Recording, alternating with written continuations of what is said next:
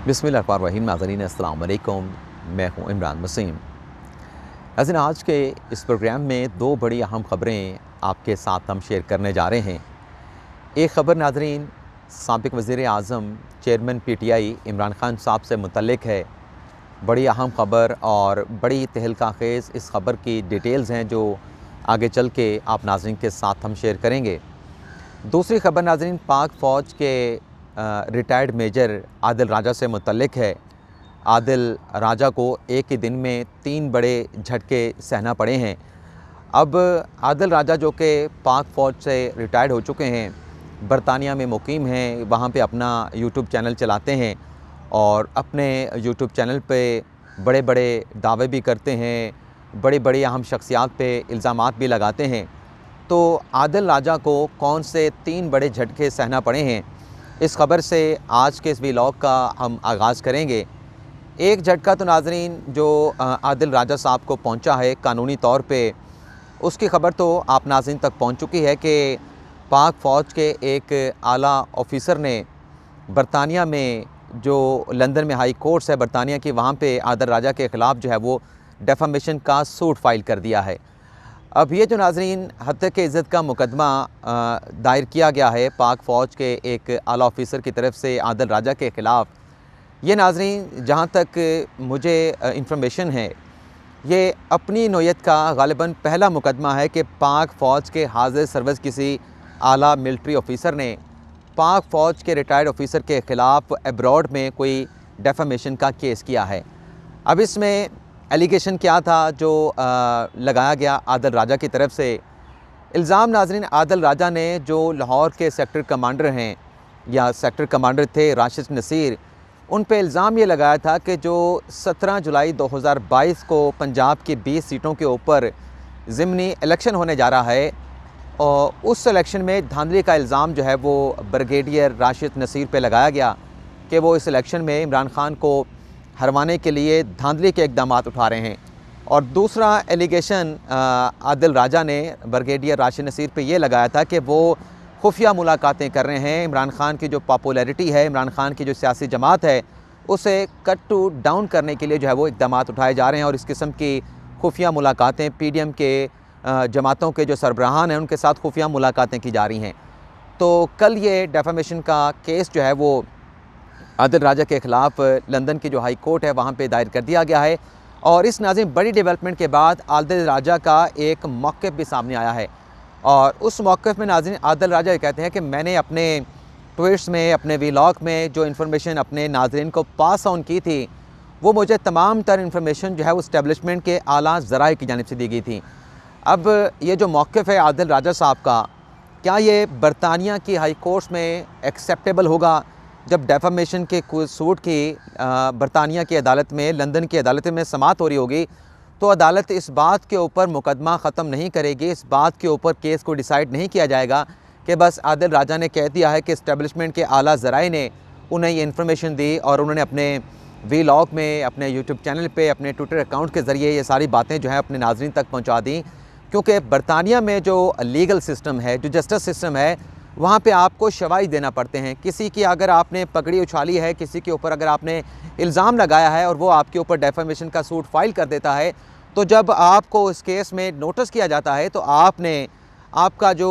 Statement होता है, आपकी जो ख़बर होती है, आपने आके उसे शवाहिद के साथ, दस्तावेज़ात के साथ प्रूव करना होता है। तो ये जो आदिल राजा का स्टांस है कि उन्हें इस्टेब्लिशमेंट के आला ज़राए ने इस किस्म की मालूमात दी थी, ये अदालत में प्रामा फ़िशाई जो है वो मौक़िफ़ एक्सेप्टेबल नहीं होगा ता वक्त ये कि कोई ऐसे शवाहिद हों जिससे साबित हो सके कि जो एलिगेशन आदिल राजा ने ब्रिगेडियर राशिद नसीर पे लगाए थे, वो अगर डॉक्यूमेंट्स अदालत के रिकॉर्ड पे नहीं आते तो ये सूट जो है ये बड़ा ही तबाहकुन साबित हो सकता है। साबिक जो मेजर हैं आदिल राजा, उनके ख़िलाफ़, यानी उनके ख़िलाफ़ फ़ैसला आ सकता है। अब दूसरा जो नाज़रीन ने झटका पहुँचा है वो नाज़रीन ये है कि जो ट्विटर अकाउंट चलाते हैं आदिल राजा अपना, उसका नाज़रीन जो ब्लू टिक है उसको रिमूव कर दिया गया है और बज़ाहिर नाज़रीन ऐसा लगता है कि ये किसी बड़ी कानूनी कार्रवाई से, किसी बड़ी कानूनी जो है वो चाराजोई से बचने के लिए ये ख़ुद जो है वो आदिल राजा ने अपना ब्लू टिक जो है इसको रिमूव करवाया है। क्योंकि नाज़रीन कल की तारीख़ में दो ट्वीट किए गए आदिल राजा की तरफ से, दोनों वेरीफाइड अकाउंट से ब्लू टिक के साथ किए गए थे। अब वो ट्वीट्स क्या थे मैं आपको पढ़ देता हूँ। उसमें नाज़रीन एक ट्वीट ये किया गया कि अरशद शरीफ शहीद की फरमाइशी कत्ल और तशद्दुद की वीडियोस मौजूद हैं। कुछ देर में लर्ज़ा खेज़ इंकशाफात पर मबनी वीडियो इंटरव्यू मेरे यूट्यूब चैनल पर देखें, जिसमें एनी शाहिद ने मरीम नवाज़ और नवाज शरीफ नीस साथियों के खिलाफ यूके की पुलिस को दिए गए बयानात की तफसीलात बताईं। डर्टी हैरी से मुतल्लिक सवालात। अच्छा, ये डर्टी हैरी जो हैं गालिबन ये जो ट्वीट इनके ट्वीट से लग रहा है कि ये राशिद नसीर साहब को कह रहे हैं या फिर जो फैसल नसीर साहब हैं उन्हें ये डर्टी हैरी कह रहे हैं। दूसरा ट्वीट नाज़रीन जो इन्होंने अपने वेरीफाइड अकाउंट से किया था, आपको दिखा भी देते हैं, ये आप देख लें, आपको ब्लू टिक नज़र आएगा। इसमें नाज़रीन आदिल राजा ये कहते हैं कि ज़राए का दावा है कि मरीम नवाज़ और मियाँ नवाज शरीफ पर अरशद शरीफ शहीद के कत्ल और इमरान खान पर कातला हमले के इल्ज़ामात की वजह से बरतानिया की ECL लिस्ट में नाम डाल दिया गया है और उनकी जल्द गिरफ्तारी और तहकीकात मतवक्के है। अब ये इन्होंने नवाज शरीफ पे भी इल्ज़ाम लगा दिया है, मरीम नवाज़ पे इल्ज़ाम लगा दिया है और ECL में उनका नाम भी शामिल करवा दिया है और गिरफ्तारी भी का इम्कान भी इन्होंने जाहिर कर दिया है। तो ज़ाहिर सी बात है कि ये ट्वीट जब बरतानिया से किया गया, इस ट्वीट के ऊपर भी इनके खिलाफ कार्रवाई हो सकती है। लेकिन आज नाज़रीन अगर आप जाके इनका ये ट्विटर अकाउंट देखें तो ये इसके ऊपर ब्लू टिक जो है वो ख़त्म हो चुका है। तो गालिबन इन्हें कोई ख़दशा है, बज़ाहिर ऐसा लगता है कि ख़दशा था कि कहीं शरीफ ख़ानदान की तरफ से उनके खिलाफ डेफामेशन का केस, जिस तरीके से पाक फ़ौज के आला मिलिट्री ऑफिसर ने उनके खिलाफ केस फाइल किया है, ऐसा कोई केस शरीफ ख़ानदान की तरफ से उनके खिलाफ जो है वो दायर ना कर दिया जाए और फिर उन्हें दूसरा डेफामेशन का मुकदमा भुगतना पड़े। तीसरा नाज़रीन झटका पहुँचा है आदिल राजा को, वो नाज़रीन ये कि जो उन्होंने पाकिस्तान की टॉप 4 एक्ट्रेस पे एलिगेशन लगाए थे, बड़े ही संगीन किस्म के, बड़े ही घटिया नौयत के इल्ज़ामात लगाए थे। उन अदाकारों में से नाज़रीन 2 का मौक़िफ़ सामने आया था जिन्होंने शदीद मज़म्मत की थी, जो इन्होंने इल्ज़ाम लगाया आदिल राजा ने। अब नाज़रीन सज्जल अली का भी इस मामले के ऊपर मौक़िफ़ सामने आया है। अब सज्जल अली नाज़रीन क्या कह रही हैं वो भी आपको सुना देते हैं। सज्जल अली नाज़रीन अपने ट्वीट में लिखती हैं कि it is very sad that our country is becoming morally debased and ugly. Character assassination is the worst form of humanity and sin. अब इसका मतलब यह है कि सज्जल अली कहती हैं कि इन इल्ज़ामात पर सज्जल अली कहती हैं कि अफसोसनाक है कि हमारा मुल्क अखलाकी तौर पर पस्ती की जानिब जा रहा है और गंद होता जा रहा है। किरदार कुशी इंसानियत की बदतरीन शक्ल और गुनाह है। अब आप ये देख लें कि इस किस्म के नाज़रीन जो इल्ज़ामात होते हैं वो बग़ैर शवाहिद के, बग़ैर सबूतों के आप किसी पे लगा नहीं सकते। लेकिन ज़ाहिर सी बात है कि जब आप बेबुनियाद इस किस्म के इल्ज़ामात लगाएंगे, आपके पास शवाहिद नहीं होंगे, आपके पास सबूत नहीं होंगे, तो फिर नाज़रीन जो आपके मुखालफिन होते हैं वो फिर आपकी ज़ात को, आपके फैमिली मेम्बर्स को, आपके जो रिलेटिव्स हैं उनको खरीदना शुरू कर देते हैं। उनके अगर कोई ऐसी खुफिया चीज़ें हैं तो वो सरफेस करना शुरू कर देते हैं। अब आप ये देख लें कि इमरान खान साहब जो चंद दिन पहले स्टेटमेंट दे रहे थे, जब उनकी ऑडियो वीडियोस का तज़किरा हो रहा तो खान साहब कह रहे थे कि अल्लाह ताला का फरमान है, कुरान में फरमान है कि लोगों के ऐप के ऊपर पर्दा डालो। लेकिन ये ऑडियो वीडियो ला के पाकिस्तान की जो नौजवान नस्ल है उन्हें क्या दिखाना चाहते हैं, क्या पढ़ाना चाहते हैं, क्या सिखाना चाहते हैं। अब कल का आप देख लें कि जो आदिल राजा साहब ने पाकिस्तान की टॉप 4 एक्ट्रेस के ऊपर जो इल्ज़ाम लगाए, उस पर अब इमरान खान साहब ने कैसा यू टर्न लिया है। इमरान खान साहब नाज़रीन आदिल राजा के इस व्लॉग के बाद जिसमें उन्होंने 4 टॉप 4 एक्ट्रेस के ऊपर इल्ज़ाम लगाया, उसमें नाज़रीन इमरान खान साहब ये कह रहे हैं कि अब इनके खिलाफ भी 4 औरतों के स्कैंडल सामने आ गए हैं। बेशक अल्लाह की पकड़ बड़ी मजबूत है और वो नाइंसाफ़ी नहीं करता। अब ये खान साहब चंद दिन पहले कह रहे थे कि लोगों के ऐबों के ऊपर पर्दा डालें, और अब जो ये आदिल राजा ने बात की है जिसका कोई सबूत, कोई शवाहिद, कोई एविडेंस उन्होंने नहीं दिया, लेकिन खान साहब उसको बाय कर रहे हैं। और इससे बज़ाहिर नाज़रीन ये तासुर भी मिल रहा है कि ये जो आदिल राजा ने टॉप 4 एक्ट्रेस से मुतल्लिक व्लॉग किया है, इसकी उन्हें पाकिस्तान तहरीक-ए-इंसाफ़ की तरफ से, पाकिस्तान तहरीक-ए-इंसाफ़ की क़यादत की तरफ से मुबैना तौर पे उन्हें सपोर्ट हासिल थी। और ये जो एलिगेशन ऑडियो वीडियोस की ज़िक्र हो रहा था इमरान खान साहब की, उस मामले को काउंटर करने के लिए ये एक व्लॉग जो है वो पाकिस्तान तहरीक-ए-इंसाफ़ इमरान खान साहब को जो है प्रोटेक्ट करने के लिए बनाया गया और ऐसे इल्ज़ामात जो है वो टॉप 4 एक्ट्रेस के ऊपर लगाए गए। अब इमरान खान साहब जब ये बात कर रहे हैं कि इनके भी स्कैंडल सामने आ गए हैं, तो इसमें बड़ा फ़र्क है। जो इमरान खान साहब के जो करैक्टर असैसिनेशन का इल्ज़ाम लगता है, इमरान खान साहब की ऑडियो सरफेस हो चुकी हैं। वीडियोस की बात की जाती है कि वीडियोस भी आने वाली हैं, मुबैना तौर पे आने वाली हैं मुबैना वीडियो। तो खान साहब ने तो आज तक उन ऑडियोज़ की जो है वो तरदीद नहीं की। खान साहब तो कहते हैं कि ऐसी चीज़ों पे ऊपर पर्दा डालना चाहिए। खान साहब पर्दा डालने की बात करते हैं, उनकी नफ़ी नहीं करते, उनको जाली नहीं कहते, उनको फैब्रिकेटेड नहीं कहते, ये नहीं कहते कि वो डीप फेक के ज़रिए बनाई गई हैं। लेकिन जो 4 अदाकाराओं पे इल्ज़ाम लगाया गया उसकी कोई ऑडियो नहीं, कोई वीडियो नहीं, कोई फ़ोटोशॉप तस्वीर भी मौजूद नहीं, लेकिन ये इल्ज़ामात लगाए जा रहे हैं, लगाए जा रहे हैं, लगाए जा रहे हैं। अब ज़ाहिर सी बात है कि ये 3 झटके अब आदिल राजा साहब को लगे हैं। एक तो उनके खिलाफ डेफामेशन का सूट फाइल कर दिया गया जिसे उन्हें बरतानिया में फेस करना पड़ेगा, और कुबरा खान ने भी दावा किया था कि वो भी उनके खिलाफ डेफामेशन का सूट फाइल करेंगी। लेकिन बहरहाल अगर सबूत हुए तो आदिल राजा साहब अदालत से सुरखरू होकर निकलेंगे, लेकिन उनके पास शवाहिद अगर ना हुए तो फिर जो उसके कॉन्सिक्वेंसेस होंगे वो आदिल राजा साहब को जो है वो फेस करना पड़ेंगे। अब इमरान खान साहब की खबर पर आने से पहले कुछ और डेवलपमेंट्स भी हैं, इमरान खान साहब से जुड़ी डेवलपमेंट्स हैं, वो भी आपके साथ शेयर कर लें। नाज़रीन, हुसैन हक्कानी साहब ने इमरान खान साहब के ख़िलाफ़ भी डेफामेशन का सूट फाइल करने का जो है वो ऐलान कर दिया है। हुसैन हक्कानी नाज़रीन ये कहते हैं कि मेरे ऊपर इमरान खान साहब ने जो सहाफ़ियों के साथ मुलाकात की उसमें मेरे ऊपर ये इल्ज़ाम लगाया गया कि मैं उनके ख़िलाफ़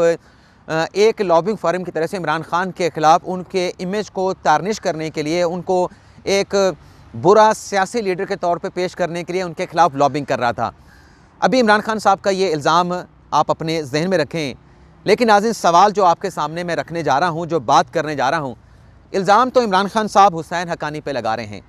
क्या ये जो काम करने का इल्ज़ाम कि मेरा इमेज जो है अमेरिका में तारनिश करने के लिए, उसे ख़राब करने के लिए हुसैन हक्कानी की खिदमत को हासिल किया गया, क्या इमरान खान साहब ये काम खुद नहीं करते रहे? क्या इमरान खान साहब अपने पाँव पे ख़ुद को हालिया नहीं मारते रहे? इमरान खान साहब की हुकूमत ख़त्म हुई, क्या अमेरिका के ख़िलाफ़, अमेरिका की हुकूमत के ख़िलाफ़, अमेरिका की इंतज़ामिया के ख़िलाफ़, अमेरिका के डिप्लोमेट्स के ख़िलाफ़ इमरान खान ने तसलसल के साथ बयानात, तकरीरें, खिताबात नहीं किए? तो जब इमरान खान साहब खुद ये काम कर रहे थे तो किसी लॉबिंग फर्म को हुसैन हक्कानी की खिदमत हासिल करने की क्या ज़रूरत थी? लेकिन चलें, खान साहब के इल्ज़ाम को आप फ़र्ज़ कर लें तो अब हुसैन हक्कानी साहब ने उनके ख़िलाफ़ डेफामेशन का सूट फाइल करने का ऐलान कर दिया है, तो खान साहब को ये फेस करना पड़ेगा। इससे पहले भी 10 अरब का इल्ज़ाम जो है वो शहबाज शरीफ पे लगाया कि पनामा के दौरान उन्हें 10 अरब की पेशकश की गई, ऑफ़र की गई कि आप पनामा पे बात ना करें, हमसे 10 अरब ले लें। वहाँ पे खान साहब से जवाब मांगा गया, बार बार जवाब मांगा गया, लेकिन वहाँ पे इमरान खान साहब के वकला जवाब देने के बजाय तारीखें मांगते रहे। अब ये जो मामला है, मुसलसल जो इमरान खान साहब अमेरिका के ख़िलाफ़ तकरीरें करते रहे, अब इसमें आप देखें कि हुसैन हक्कानी कह रहे हैं कि मेरा तो इस मामले के साथ कोई ताल्लुक़ नहीं, लेकिन मेरे ऊपर इल्ज़ामात लगाए जा रहे हैं और 11 साल से पहले मेरे पास किसी सियासी जमात का, कोई हुकूमत पाकिस्तान का कोई ओहदा भी नहीं है। तो इमरान खान साहब इस किस्म के बेबुनियाद इल्ज़ामात ना लगाएं और खान साहब अपनी माफ़ी मांग लें, वरना लोग ये समझेंगे कि इमरान खान साहब एक ऐसे शख्स के ऊपर इल्ज़ाम लगा रहा है जिसके पास कोई ओहदा भी नहीं, और अपनी नाकामी का जो मलबा है वो किसी ऐसे शख्स पे गिरा रहा है जिसके पास किसी किस्म की कोई ज़िम्मेदारियाँ नहीं थी। अब यहाँ पे जो बेबुनियाद इल्ज़ामात का सिलसिला चल निकला है, आदिल राजा साहब ने भी लॉक कर दिया, इमरान खान साहब ने हुसैन हक्कानी पे इल्ज़ामात लगा दिए। वैसे और भी खान साहब ने बहुत सारी बातें की, मतलब खान साहब कहते हैं कि उनकी जो अहलियाँ हैं बुशरा बीबी वो घरेलू खातून हैं, लेकिन मरीम नवाज़ से मुतल्लिक़ कहते हैं कि वो तो बड़ा मेकअप करती हैं, बड़ा वो जो है वो सर्जरी कराती हैं, आवाम के पैसे से उनकी सर्जरी होती है। तो अगर बुशरा बीबी साहबा वाकई ही अगर वो घरेलू खातून हैं, वो सिर्फ़ पागल खानों का, लंगर खानों का दौरा करती हैं, तो वो जो उनकी एक ऑडियो सामने आई थी जिसमें उनकी जो करीबी दोस्त हैं फ़राह खान जो है मलिक रियाज़ की बेटी अंबर मलिक से गुफ्तगू कर रही हैं और उनसे हीरों के सेट मांगे जा रहे हैं, हीरों के हार मांगे जा रहे हैं, हीरों के नेकलेस मांगे जा रहे हैं। तो क्या घरेलू खातून का ये काम था कि वो मलिक रियाज़ की बेटी से अपनी करीबी दोस्त के ज़रिए इस किस्म की डीलिंग करें कि ये हमें नेकलेस दे दे, 7 कैरेट का हो, 10 कैरेट का हो, 21 कैरेट का हो, और फिर जो मलिक रियाज़ की हाउसिंग सोसाइटी में पेशावर में जो पाबंदी लगी है, जहाँ पे ताले लगा दिए गए हैं, वो तमाम जो सीलें हैं, जो हाउसिंग सोसाइटी को बंद कर दिया गया, उसको खोल दिया जाएगा, क्या ये काम था? और फिर खान साहब और भी बहुत सारी बातों के हवाले से मशहूर हैं, लेकिन जो असल ख़बर है जो मैंने अपने वीलॉग पे जिक्र किया कि इसराइल के साथ खुफिया ताल्लुकात, यानी PTI का नाज़िम वतीरा ये है कि बेबुनियाद इल्ज़ामात लगा दें, इल्ज़ाम लगाने के बाद जिस पे इल्ज़ाम लगा है वो अपनी मासूमियत साबित करे, वो वजाहत दे, वो सबूत लेके आए, वो शवाहिद लेके आए और बताए कि जो इल्ज़ाम उस पर लगाया गया वो इल्ज़ाम गलत है। तो अगर आज हुसैन हक्कानी या इमरान खान साहब का कोई भी और बंदा उठ के इमरान खान के ऊपर इल्ज़ाम लगा दे कि आपके इसराइल के साथ खुफिया ताल्लुकात रहे, आपके अपने दौरे हुकूमत में ये इल्ज़ाम लगा, ये ख़बरें रिपोर्ट हुई कि जुल्फ़ी बुखारी बरतानिया के पासपोर्ट पे इसराइल गए, बरतानिया का अपना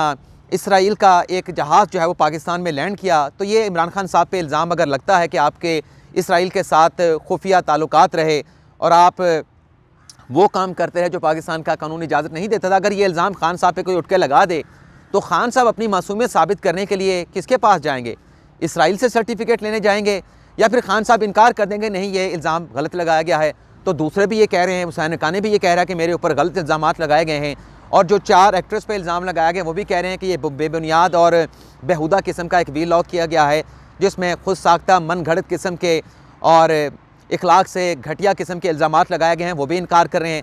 तो उनका इनकार को आप मान रहे हैं, उस स्कैंडल को आप कह रहे हैं कि अब इनके खिलाफ भी 4 औरतों का स्कैंडल आ गया है, तो फिर जब आप पे इल्ज़ाम लगेगा आप उसकी वजाहत करेंगे, आप उससे इनकार करेंगे तो कौन मानेगा? तो ये जो बेबुनियाद इल्ज़ामात लगाने का सिलसिला है ये रुकना चाहिए। आपके पास शवाहिद हैं तो ज़रूर बात करें, लेकिन अगर बेबुनियाद इल्ज़ाम लगाएंगे तो इसका किसी को कोई फ़ायदा नहीं पहुँचेगा, उल्टा इल्ज़ाम लगाने वाले को इसका नुकसान पहुँचता, क्योंकि उसकी अपनी क्रेडिबिलिटी जो है वो ख़राब हो जाती है। ये है नाज़रीन आज का हमारा वीलॉग। आपसे इजाज़त चाहते हैं। अल्लाह ताला हम सब का हामी नासिर अपनी ढेर सारी दुआओं में याद रखिएगा। अल्लाह हाफ़िज़।